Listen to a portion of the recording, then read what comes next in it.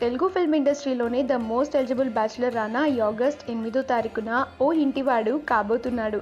గత కొంతకాలంగా మెహకాతో ప్రేమలో ఉన్న రానా పెద్దల అంగీకారంతో ఫైనల్లీ పెళ్లి చేసుకోబోతున్నారు.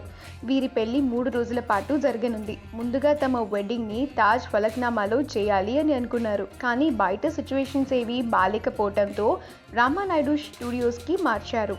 మెహికా అమ్మ బంటి దగ్గరుండి అన్ని పనులు చూసుకుంటున్నారు. అయితే రానా పెళ్లికి ఇరు కుటుంబ సభ్యులు మాత్రమే హాజరు కాబోతున్నారట.